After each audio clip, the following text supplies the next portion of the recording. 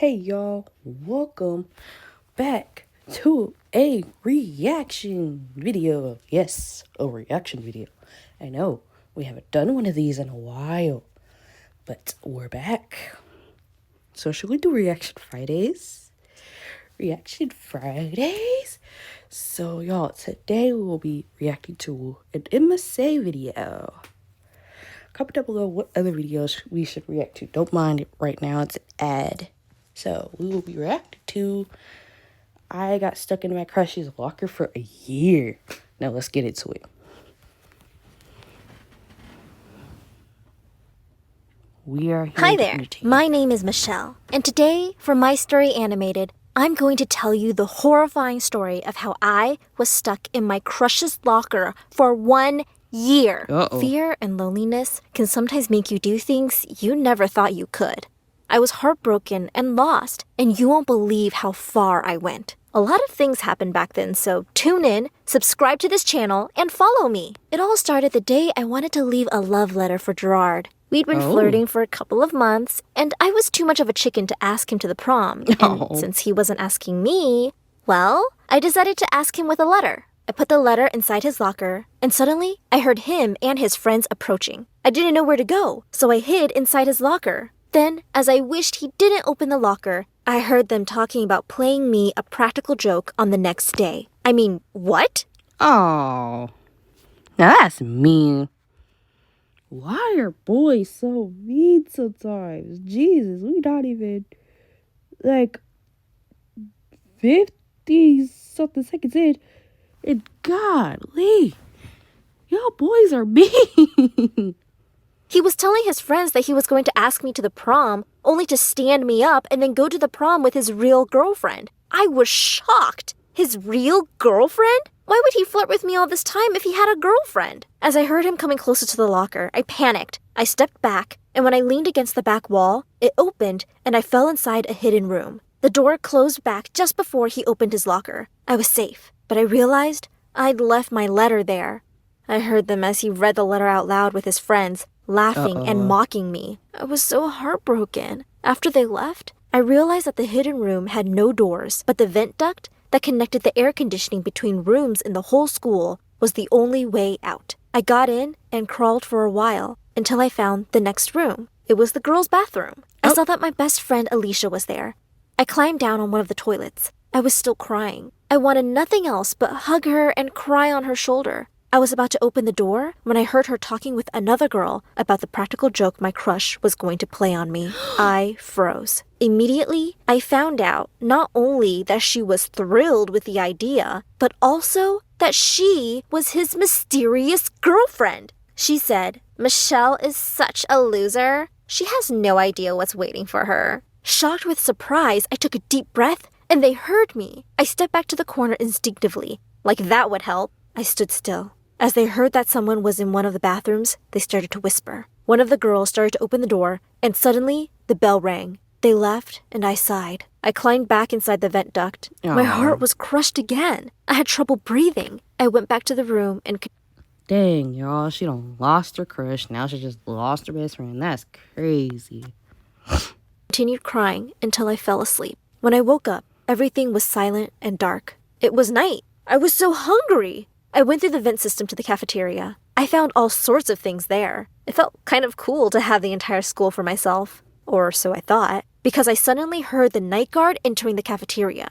He pointed around with his flashlight, and I hid under the table. He walked towards me, and as he saw the food on the table, sat down and started eating it. I was inches away from his legs and holding my breath. Then he left, and I went back to the vent system. I continued to crawl, and suddenly I realized I was over the file room. The file room was the office where everyone's files were.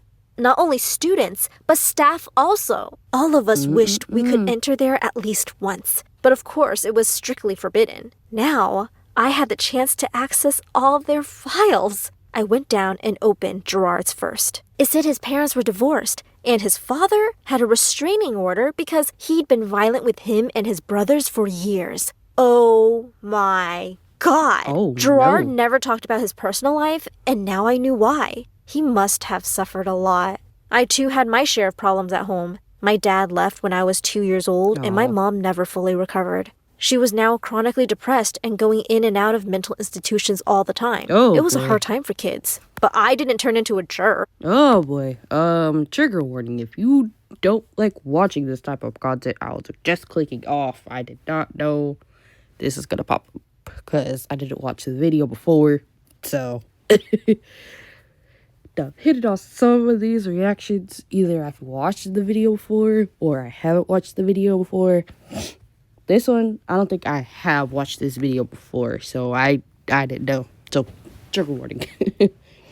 So why did you, Gerard? And why were you going to humiliate me? I did nothing to you. I shut his file violently and started to see others. Oh, man. You have no idea the amount of secrets I found in there. Affairs, violence, mental problems. My case was just one of the many in that school. After that night, I decided I would live in the school. Not like I had a loving family to go back to anyway. So I spent every day in the hidden room, and every night I wandered through the school. My classmates looked for me on the next couple of days, of course. Prom was getting closer, and I was indispensable for their practical joke. How pathetic. And to make things worse, they told the principal I was missing. The police started searching for me throughout the entire town. I was the big news on TV. Hiding in the vents, I had access to every room in the school, and from there, I saw that my face was on every TV. I was the main theme for conversation and gossip. After a few weeks, the police said on TV that they were going to stop looking for me, that they came to the conclusion that I was probably dead. I felt bad for a moment, but then again, I didn't want to show up. I was learning a lot about my classmates and teachers. All the hidden thoughts one always wished could hear were now open to me. Everything they ever thought about me. The teachers were saying I'd been a lame student that made no efforts and had no passions. Some of my classmates said I was a loser, and others didn't even know who the police was talking about. I mean, come on, guys. I know I wasn't the ideal person, but they made it sound like I was invisible. Even now, after my presumptuous death, they show no mercy. Alicia, my so-called best friend, was now telling everyone about my sad past, about my father and my mother. Since I was the new theme for gossip, she gained popularity as she told everyone how close we were and how sad she was. But she didn't defend me when the others criticized me. Some of the time, she even added hurtful details. She was such a It ties into the trust thing I said in my life advice video. You gotta trust people while they're with you and without you. If you can't trust people when they're defending you, that's not a good sign.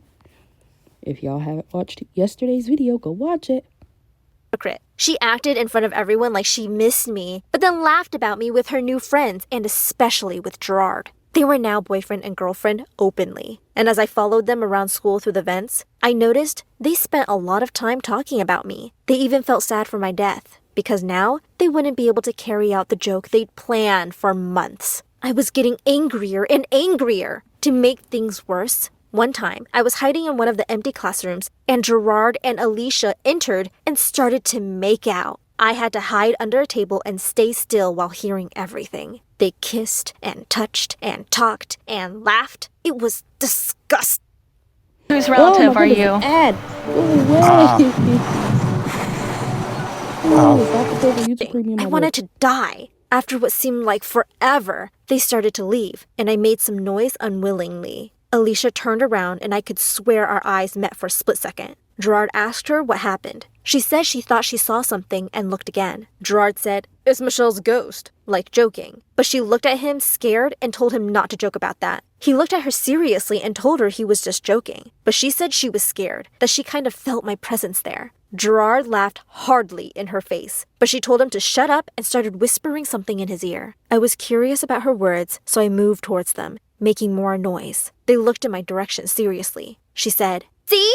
I told you! Every time I talk about her, something like this happens!" "You're paranoid," Gerard answered and left. She stayed for a moment longer, looking all around her, scared, and then rushed out after him. I thought about the ghost thing for a moment. I always felt like a ghost, but this time, I realized I was actually enjoying being one. For the first time in my life, I felt powerful. And since I had a lot of time to think, I orchestrated a macabre plan. Uh-oh. Based on the one thing that put this story in motion, I decided to start writing letters. To whom? Everyone. I decided I would become a secret judge, a tyrant judge. Yeah, pretty dramatic. I would threaten them all. It only took a couple of months of hiding to know all their dirty little secrets. Not only the students, but the teachers as well. And so I did. I started with Alicia. She was the easiest one. She was already scared of me. I followed her around school through the vent ducts, and every time she mentioned me, I made noise. It was fun to see how she was getting really paranoid. Aww. So I wrote her a letter that said very simple but powerful words. I am watching you. Oh. She locked herself in the bathroom, shaking and crying, as her new worried friends asked her if she was okay. Alicia told them she was scared, that I was haunting her from the afterlife. The other girls glanced at each other in silence. Alicia was the most popular girl in school now, so they wouldn't dare contradict her. But I could see in their faces that they thought Alicia was losing it. And I confirmed that when Alicia left the bathroom and they were left alone. Just as Alicia used to talk about me behind my back, now these girls were doing the same to her. Eye for an eye, my dear. Alicia then stopped talking about me. She wouldn't let anyone say my name around her either. Then I went for Gerard. I was a bit more creative this time. In the first letter, I told him I knew everything about his dysfunctional family and that I heard his daddy was looking for him. That was a low punch, I know. Gerard tore the letter quickly and threw it away. So I wrote him another letter that said, no matter how many times you try to get rid of me, I'll still be here. He really freaked out after that one. I kept on busting Gerard and Alicia for a few weeks until they broke up. They even blamed each other for the letters because I wrote things in the letters that they only said to each other. How would they know there was someone else hearing everything? After they were as humiliated as me, I thought about stopping. But as I started to pay attention to other conversations, I noticed there were many students in school wanting to hurt others, and many others about to become victims. I even saw the teachers being unfair to some students for no reason. This had to stop, and man, let me tell y'all something. Teachers are always unfair sometimes. Like, I mean, yeah, life isn't fair sometimes. At the same time, come on, there's some teachers who are just there to just get money. Now, I'm not saying this for all teachers. I'm just saying for teachers who aren't in it for the right reasons, you know?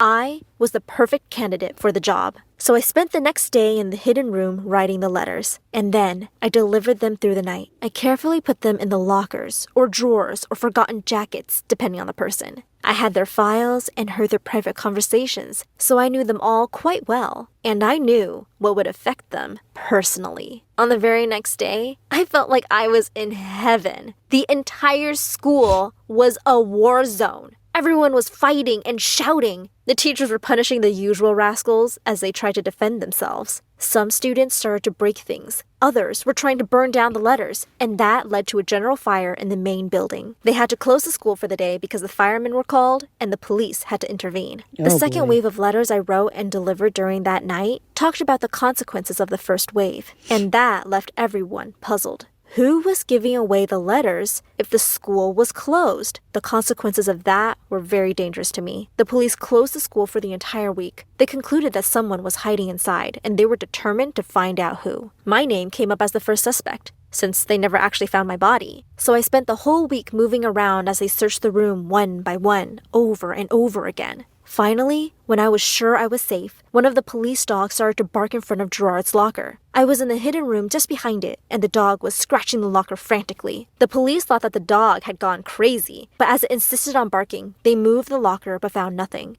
But when they knocked down the wall, they discovered my hidden room. I hid inside the vent duct just in time. The dog continued to bark frantically, and I was sure they would find me. The police took away all the notes, files, and the pictures that took me more than half a year to collect as evidence. The dog never stopped barking at me, but they didn't find me. The police continued the investigation for another month, but the school reopened. I kept a low profile for a couple of extra weeks, but I was pissed off. Mainly because they took away all my things, but also because the gossiping and the abuses grew even stronger after that. So I decided to take things to the next level. I would be extra careful now. I would finally become the ghost everyone thought I was. I started to deliver new letters, threatening everyone that I would expose all their secrets. I'd done it before, and I would do it again. I even delivered some of the letters through the vents, holding them with threads. It really looked as if a ghost was manipulating them. All the students and even the teachers were freaking out. Sometimes, I took water from the cafeteria and sprinkled it from above when I heard someone mentioning my name. I got really skillful as a ghost.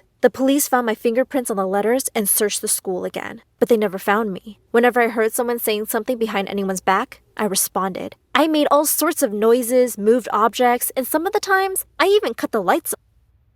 Cut the lights off. Another ad. Can I skip you, please? You know when you feel like you're everything all at once? Personal chef, driver, all right, therapist. Oh, YouTube, please and don't copyright family me. CFO.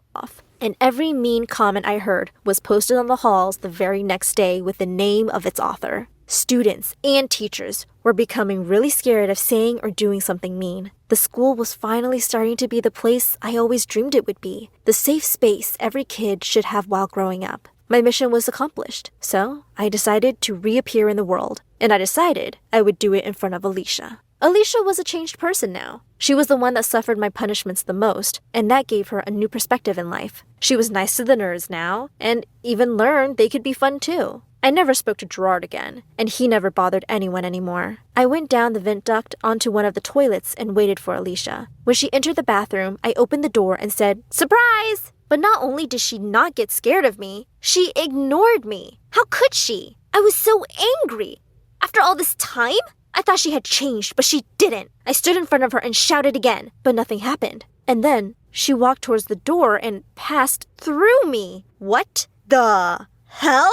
I froze for a second, trying to understand that weird sensation that felt like a shivering. I went out the bathroom after her and shouted in the hall. It was break time and a lot of people were there, but nothing happened. No one could see me. No one could hear me. Suddenly, I looked at my hands completely astonished as I saw them slowly disappearing. Then, my body, and a second later, I was floating. I went up higher and higher until the school was a small dot in the land, until there was nothing else, not even me. Then I woke up in the hospital. The police were there, and they explained to me that when I showed myself to Alicia, she freaked out and hit me on the head, and I lost consciousness. And the police told me that they were protecting me because hundreds of angry students were outside and they all wanted to get revenge for what I did. They were going to give me a fake identity and move me to a new state to hide from everyone until the court decides what to do with my case. Now, after all that happened, I want to tell anyone that I hurt that I am really sorry. I was just a stupid teenager with no parents or any sort of guidance, and I wish that I did things differently. And thank you for hearing my story on My Story Animated. That is good. That's good that she realized what she did wasn't right in the end. That was... in Grimm's version of that was just the interesting story. And then we accidentally went to another one. But guys, if y'all are interested in this kind of content, let me know and we could do some more of it. But just comment down below, and I'll see y'all in the next video.